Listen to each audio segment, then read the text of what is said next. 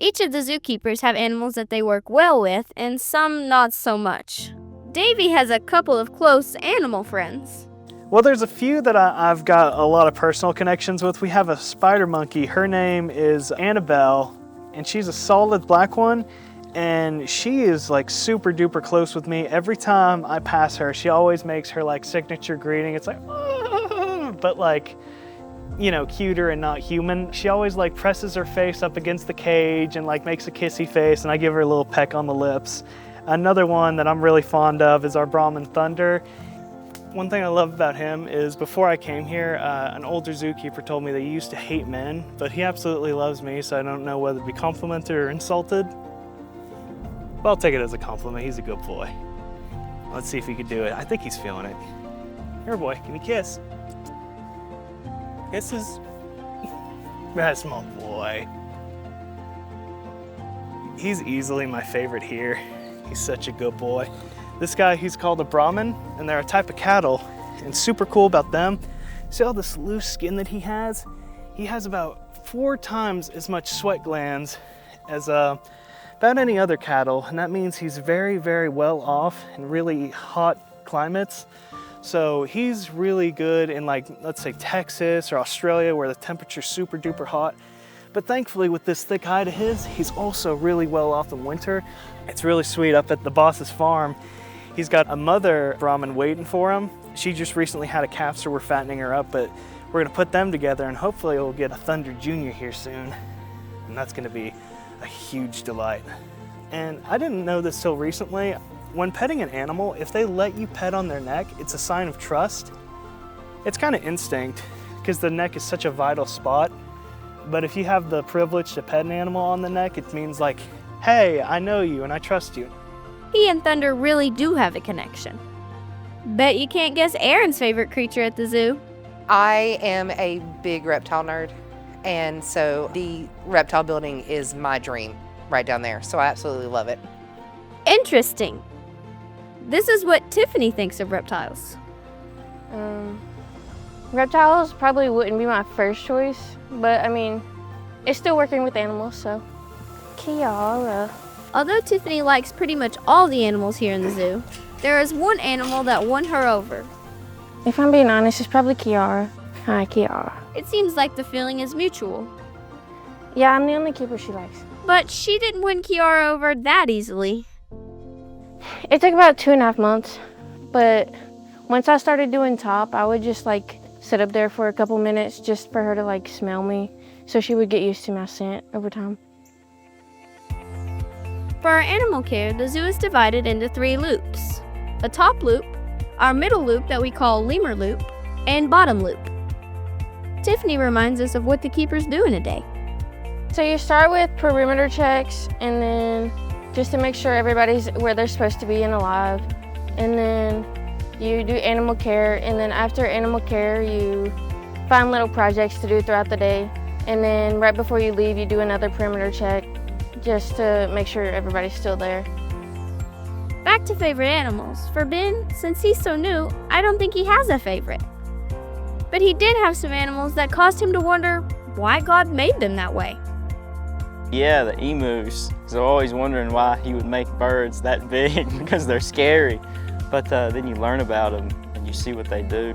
Yeah, I'd say the emus and the kangaroos, because some animals here, I think the big birds and the roos look the weirdest. Speaking of big birds while doing top loop, Davy has a unique idea of what's going on in the Rhea's brain. He's an interesting boy. For the longest time, I thought he was trying to fight me, but it turns out he's not trying to fight me. He's trying to, well, make me his girlfriend, so to speak, which in all actuality is a little bit more terrifying. I guess in the real world, facial hair means nothing. The Ray one time, he's actually tried to attack me once, and I had to wrestle with him. And the thing when you're dealing with big flightless birds, you have to grab them by the neck and then put them right down to their feet. So if they kick you, they're kicking their own head. And I've had to do that before, and it's not a fun thing to do. And my word, does your adrenaline go through the roof. But what you do is you take that put it down here, and you kind of turn it 180 degrees. I did that one time, and once that was done, he was immediately gone. That's why they call them bird-brained. Tiffany prefers working with carnivores for a very interesting reason.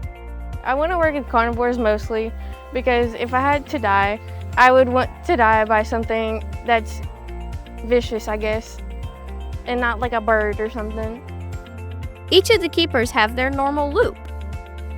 When Davy's here, he usually does top, but I took it today. And then Ben normally does bottom when he's here. Ben has learned a lot, including the fact that Tiffany's kind of quiet. Oh guys, it's Tiffany, the other keeper. Tiffany, how are you doing right now? How is bottom? Guys, this is Tiffany, the other keeper. She taught me how to do bottom. Everything she knows, I know because of Tiffany. So that's help me out perfect. Ain't that right, Tiffany? There you go, me and Tiffany. She taught me everything I knew about bottom, and she saved me from monkeys one time. She said, Ben, let's go, and saved me from a turkey too. I didn't want to grab the turkey. I radioed Tiffany, I said, hey, I need you to come get this turkey for me. She said, all right. She came in and got him, my hero. Anyways, what else are we doing? I got sidetracked. I'm just changing. She may be quiet, but according to Ben, she's reliable. Oh, where'd Tiffany go? We ran away. And I think he's having a little too much fun, knowing she's just trying to do her job quietly. I think Ben has learned a lot about picking at someone from having lots of brothers. Yeah. I got 3 brothers, not including me. We start from youngest to oldest. It goes Jude, Ben, Caleb, Braxton. Braxton's the oldest. Some of my fondest memories are playing around in the yard with our brothers. We had a game we called ball tag, and you basically just ran and tried to hurt each other. But the 4 boys, gave me a good work ethic, taught me how to be rough and whatnot.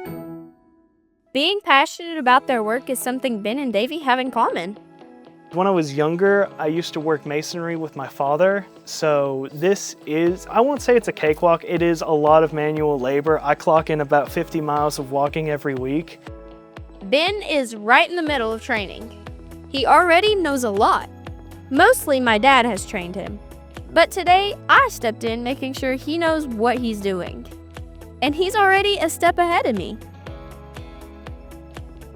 Monkey biscuits and stuff are already up at the ringtail. They're already up there? Yeah. Okay, you have gloves? Yeah. Okay, then we're good. That's because he and Davy were working on lemur loop earlier this morning. All right, so Ben, we're gonna do the 3 lemurs in lemur loop. So obviously, just with any other primates, you wanna get some monkey biscuits. And I usually get about 4 big scoops, and that's usually enough to get it. That way, when he and I got to the lemur loop, biscuits were up there and ready to go. This is a new loop for Ben. I was learning lemur loop. I spent a good month and 2 weeks on bottom. When you're new, you stay on bottom because it's the hardest one. Also has the most rules to it because the primates, some of them are dangerous, some of them are less dangerous. So you got to do a lot of that. So I finally told Davy a while ago that he wouldn't have so much on his plate if he would teach me a new one. And so he said today was the day I would be taught. But yeah, we just basically learned the 3 birds, 3 lemurs for lemur loop. And allegedly, lemur loop is the easiest one and the one that everybody fights over. So I'm happy to have it for the next couple of weeks, hopefully a month. The lemur loop is actually not just made up of lemurs.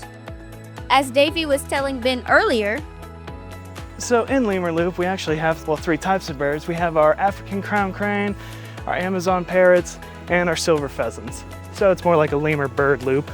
Gotcha. With this African crown crane, you just treat it like you would the other cranes, because their peck can be pretty hard. So you just come in with this stick, and he mostly keeps to himself. All we're really doing is just changing up the water. Davy had an interesting question for Ben. So Ben, they're doing an animal talking episode this season. If you could talk to any animal here, who would you like to conversate with? What? Talking animals here? On Kashtan's Wildlife in the Zoo? Spoiler alert. However, it did make an interesting question. Dante is a squirrel monkey. Dante? Yeah, or Guatemala one. Guatemala, that's an interesting choice. Why him? Just because I feel like we would have a good conversation. Yeah. I would scold him. Scold. That way he would understand me one time. He is a naughty He would little. feel bad and not do it anymore. Or do it even more. Or do it even more one. I'm siding with Davy on this one. What about you? What animal would you talk to? Oh man, we have so many interesting animals they just have like such unique personalities, but like to really like dive into, probably like an animal that not many people like really visit, and that's also a sweetheart. So my easy answer would be thunder.